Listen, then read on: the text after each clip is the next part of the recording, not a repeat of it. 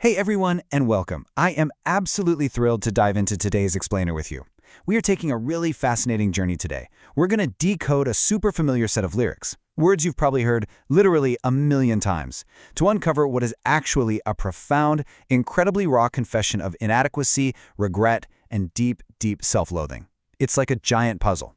So let's jump right in and see how a seemingly standard rock anthem is actually a total masterclass in emotional breakdown. To really understand the depth of these lyrics, we need a bit of a roadmap. Here's our descent into the narrator's psyche for today. We'll start with the mirror of self-reflection, move into misplaced trust and regret, explore hitting the bottom, look at the paradox of love, and finally end with, are we having fun yet?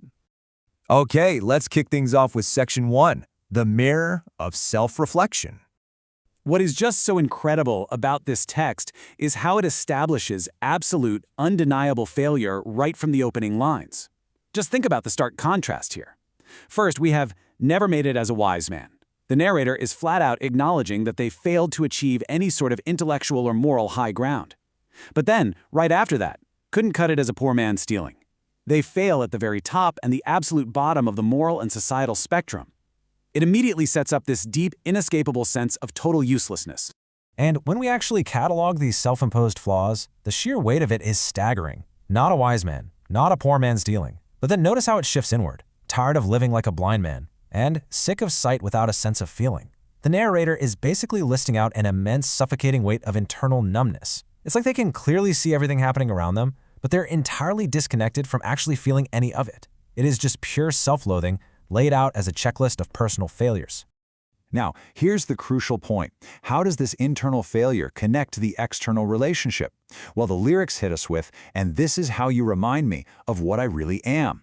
The partner in this story, they aren't just an ex who broke their heart. No, the partner serves as a painful, completely unavoidable mirror. The narrator's deepest insecurities aren't just bubbling up in a vacuum. They are being actively reflected back by the presence and the actions of the very person they loved. We can actually understand this through a concept called the mirror effect. This is a psychological dynamic where interactions with another person basically bounce your own unresolved internal conflicts or your painful self-perception right back at you. This brilliantly illustrates why this specific dynamic makes the narrator's heartbreak so utterly devastating. You see, it's not just the loss of a relationship. It's being forced to stare directly at your own toxic reflection and realizing, wow, I hate what I see. Moving right along to Section 2, misplaced trust and regret. So what happens when we feel that kind of intense internal pain? Usually we try to deflect it, right? And that's exactly what the narrator does by focusing outward onto their partner. Take a look at this lyric. It's not like you to say, sorry, I was waiting on a different story. The narrator is waiting around for an apology that, deep down, they know is never going to come. And this reveals a highly toxic cycle. By expecting apologies that never materialize, they are breeding deep resentment and profound disappointment. It acts as a temporary shield because, hey, if I'm mad at you for not apologizing, I don't have to look at my own flaws. But as you might guess, that outward shield drops pretty quickly, leading to a crucial turning point. This time I'm mistaken for handing you a heart worth breaking. The narrator finally actually admits fault. But notice the nuance here. They aren't just saying they made a mistake in the relationship, they are admitting to their own misplaced trust. They realize they played an active role in their own emotional destruction. They literally handed over the weapon that was used against them. Which brings us to Section 3, hitting the bottom. When you carry around that heavy of a load of regret, destructive coping mechanisms are basically inevitable.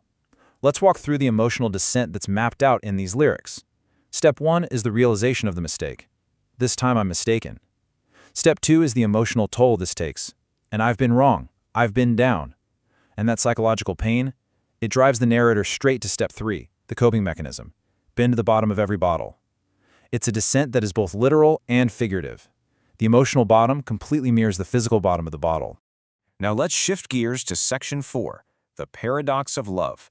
Relationships, especially the toxic ones, are rarely black and white, are they?